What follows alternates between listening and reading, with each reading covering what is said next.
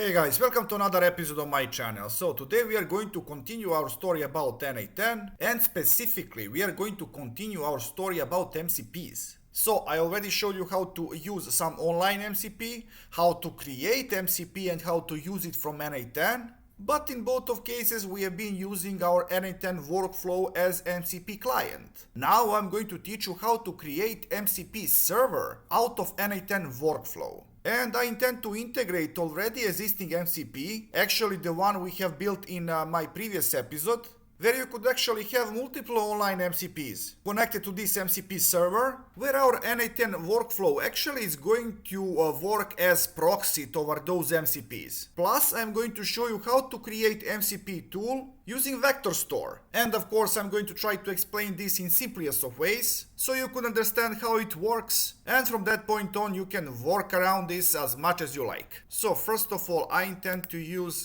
this MCP from our previous episode. It's actually a really simple thing. It has three tools. First tool accepts two strings as arguments. First string is some text and second string it's a color. And it takes that first string and wrap it with a span HTML tag with style color. That is going to be taken from the second argument. Then second MCP tool is going to wrap the input text into paragraph tag. And third one is going to wrap input text into HTML body tag, effectively creating structure of HTML document. And let's say I want just to change this port number into 9010, something like that, and I'm going to run this code. Alright, my MCP is running, and at the end we are just going to change this IP address into address of my local machine. So I'm just going to copy this. So MCP is running. Okay, first I'm going to add a node MCP server trigger, and I'm going to change path into server. We are going to use production in this case. I'm going to explain later on why. And now I'm going to add one more node, vector, simple vector store, retrieve document for AI as a tool. Okay, I'm going to change this into some other tool name. Let's say like get error code. And for description, if input it's A, fetch back 0. If input it's B, fetch back 1. So simple example. This tool is going to react on input. If we provide A as input, we are going to get back 0. If we provide B as input, we are going to get back 1. So nothing too complicated. Now I'm going to connect tool to tools. Come on. n8n sometimes can get lazy. And what we have to provide embedding model, and I'm going to use my local Olama model. And of course I'm going to use Granite 4.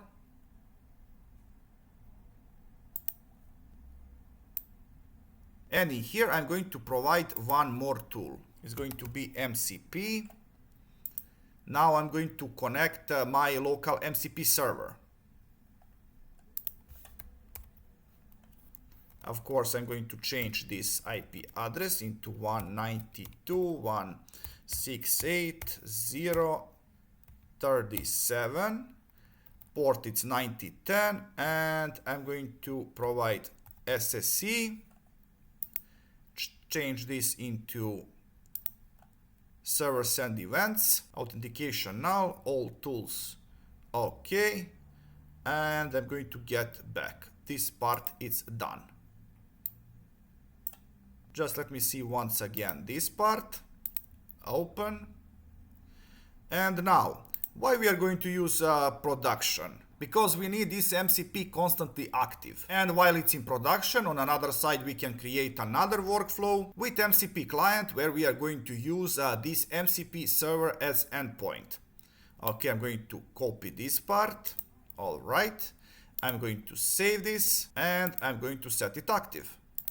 So I'm just going to get back and I'm going to open my other workflow. And this is just a simple setup that I'm usually using. We have a chat trigger, we have a Olama model and simple memory. So let me check this AI agent. Prompt is going to be taken from the chat. And now for tools, I'm going to create MCP tool. I'm going to provide path to server.